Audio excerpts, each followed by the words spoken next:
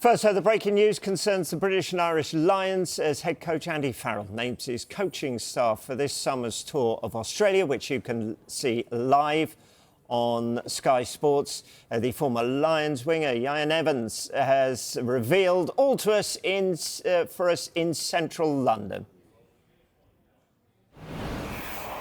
Hi there. Well, without further ado, can I now invite our head coach, you always don't know the names of our head coach, Andy Farrell, to bring up on stage his assistant coaching team, please.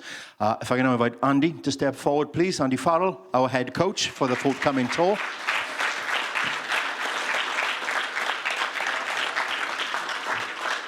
And with him will be John Dalziel from Scotland.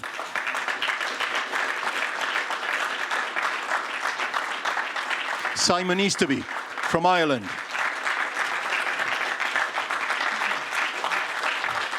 John Fogarty from Ireland. Andrew Goodman from Ireland. And Richard Wigglesworth from England. Welcome, congratulations, and welcome on board, guys.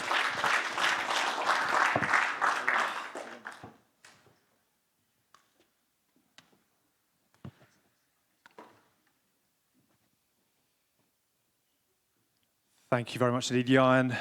Many congratulations, gents. This is quite a boy band. You've assembled something for everybody, Andy. I was actually just thinking What are you going to sing for us today? What do you think we should be? 2 minutes for take that, aren't we? Something like that. Many, many congratulations to you all. This is a very, very special day, not just for you as coaches, but obviously for every single Lions fan up and down the country. I'm going to come to you first of all as the boss. Tell us a little bit about the process and about the men you've assembled alongside you. Well, first of all, delighted to actually get to this point. There's been a lot of work in the background for over the last couple of months, operational-wise. I know we've got to the point where we've assembled the coaching staff together, and yesterday was the first day we're able to get down to the real thing. That's the rugby. So delighted to get to this point, but the process has been pretty easy actually. Staying patient enough, talking to enough people, making sure you do all your due diligence in regards to making sure that we've got the right people on the bus, and we certainly have that. I'm delighted to be here. Fantastic. Tell us about yesterday. Was it a pint and a game of darts, or have you actually got the exercise books out and you're already starting to plot and to plan? Oh, listen, there's a lot of work that's gone into the scheduling and getting to this point, etc. It's nice to actually show the boys exactly what's in front of them. It's a starting point, selection, all of that. Everything came out yesterday, and a lot of laughs and a lot of giggles, a lot of cohesion straight away from minute one. So, yeah, great group, good blokes. Can you share with us what it is you've asked of them over the next few months? Oh, 100% to be themselves, because they wouldn't be here unless that was the case. Not only tactically, technically, are they brilliant at the jobs in that regard, but they're adaptable. They're able to integrate well together, which is big on a tour like this, obviously. But not just that, more than anything, the good people and the cohesion of the coaching staff together is massive for the players. You know, if they can see that we're all on the same page and getting on very well together, then that's a good start for everyone. Fantastic. I'm going to ask a few words to each and every one of you, and then obviously we'll open it up to the floor, and then there are media breakout sessions to come a little bit later on. But John, to come to you, congratulations. A Lions coach in 2025. Tell us the emotions when you found out and what the badge means to you now you're up here and wearing it. Yeah, the emotion when I got the phone call from Andy, I think you realise by the reaction went pretty quiet for a while. Absolutely amazing. I think the pinnacle of anyone's career, and probably the best phone call I've ever had in my life. And obviously we're during the Six Nations, so we've got a job in hand to do there. So getting through that now and getting to this day is great. We can enjoy it and celebrate that, yeah. There have been one or two quite famous Scottish coaches who've taken on the role of Lions forwards coach. I'm thinking of one man in particular. Have you been working on the speeches and the empowering motivational talks? Yeah, well, I think my kids had the 97 lines back on as well with Jim, so he's a huge inspiration to me as a coach growing up. I was coached by Jim as a youngster, and we obviously played for the same town in Melrose, so yeah, he'll be somebody I'll be chatting to over the next couple of months as well. Fantastic. And just tell me a little bit about the stamp that you want to put on this Lions squad. Yeah, I think it's about the collective, isn't it? It's about us all integrating and getting the best plan on the field. We've got we're going to have an amazing group of players. So our job is to facilitate them, give them every opportunity to perform at their absolute best in all the matches leading up to the test and be successful in the test. Brilliant. I was slightly stopped in my tracks with your press release where it said it was 20 years ago that you were a player. It feels like yesterday. And that was obviously one of the tougher Lions tours that there's been. In many ways, it actually reinvigorated what this side is about in terms of how it goes about its business. But I just wonder, having been a player on a challenging tour, how big an itch it's been for you to scratch in terms of that Lions badge. Yeah, it brings back some good memories and some bad memories. I think one of Goody's great memories is watching Dan Carter play so well, and I said I watched him play well that tour as well. So it was a tough tour. Obviously, one that I was thrilled to be involved in, but yeah, the results weren't quite what we wanted. And I think over a period of time, you finish your playing career, you go into coaching, you get opportunities, and I've been very lucky with my coaching career to get to work with great people. And obviously when Faz messaged me to say, I'd like to speak to you, it doesn't do that, you know, it usually just gives me a call, but he messaged me twice in the same day, which is unusual. And I thought I better ring him.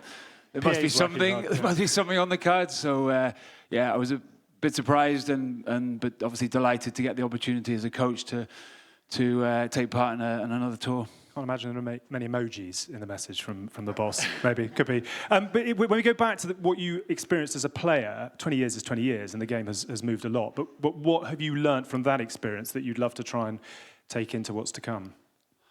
I think Lions tours are about connecting. We've already done that, you know, over the last 24 hours. It's incredible how quickly you can make connections with John and Wig, and you know, those are the important parts of touring. You've got to come together very quickly.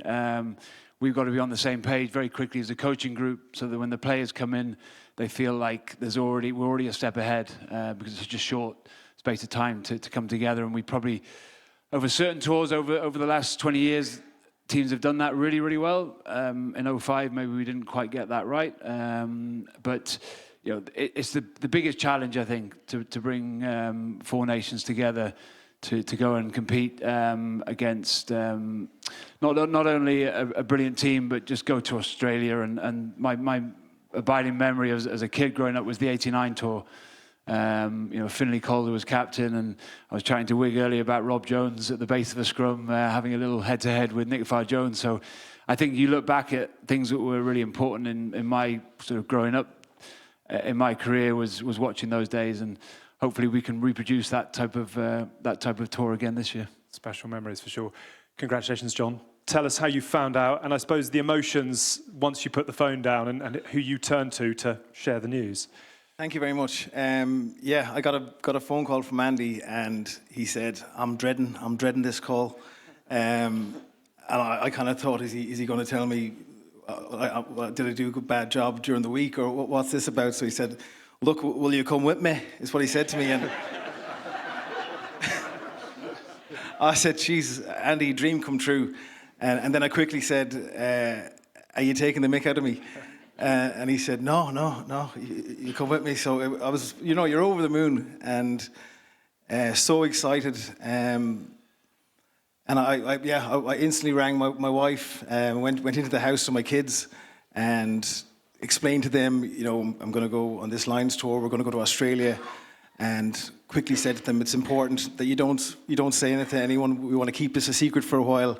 And my youngest daughter, Jessica, crossed the road to her friends a few minutes later and said, can I come in for a play? I can't spend long because we're going to Australia to watch rugby.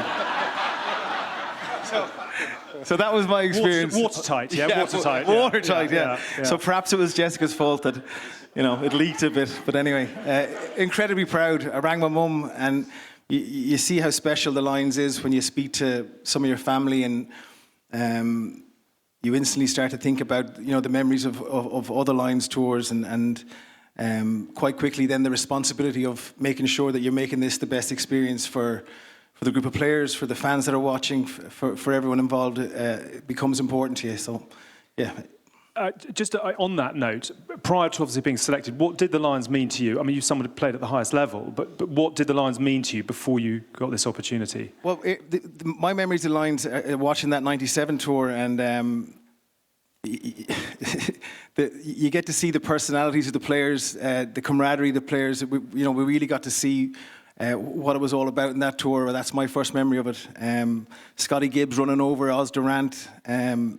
In the front row, you had Tom Smith and Paul Wallace. They weren't huge players, but they took on an enormous pack. Jeremy Davis, and how they went about their business, how they stuck together as a group. You could really see, what it meant to them as a group to represent the home nations, their clubs, their families. It all came out in that tour, and it sticks with me. So yeah, we want to do right by everyone in this tour, Fantastic. Congratulations, Andrew. Any Kiwi is a very welcome tourist when we're going to Australia, I think it's probably fair to say. But just tell us a little bit about the honour that you feel in representing the Lions over the next few months.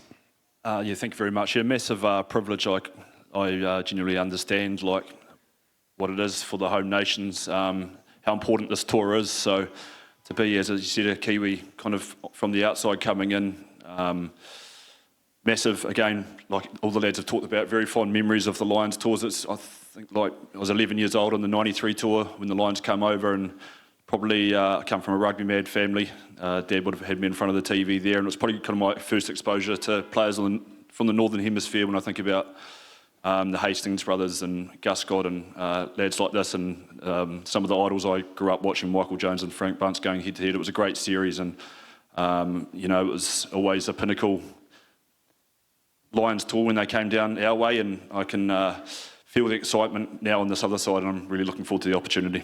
Fantastic. And you're obviously fully ensconced now in Ireland, but I'm right in saying that it was actually Joe Schmidt that brought you to Leinster originally, was it? Funny the way the world... Have you sent him a sort of double eye emoji to say, mad the way the world works? Yeah, that was an amazing phone call to get. I was a 30-year-old chipping away as a rugby development officer in my hometown of Nelson, playing 3 months a year for the Tasman Mako. And yeah, it's a call that changed my life. The opportunity to come over and be involved in a fully professional setup. So I'm very grateful to Joe and to Leinster. It kind of changed the pathway of my career. And it was almost 10 years to the day that I got a call from Leo Cullen to come back and to be a part of the coaching team at Leinster. So yeah, very grateful to Leinster for the opportunities and that they provided for me and my family to be over this side of the world, and now this opportunity. Fantastic. And it's obviously a question for all of you in due course, but how would you like this team to play? What should Lions fans expect when you all get together? Yeah, well, that's, as we said earlier, it's been part of the 24 hours we've had together already. When you think around the attack, that myself and Faz are going to have a big influence on working together. The athletes that we've got coming in, unique the way the tour works with the games coming thick and fast at the start. As John said, we want to be really clear and aligned as a coaching group first. So when the players come in, it's really simple messages. They can go out and express themselves.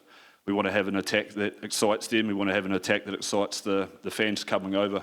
So we're really looking forward to, again, spending more time together and connecting around what it's going to look like. Brilliant.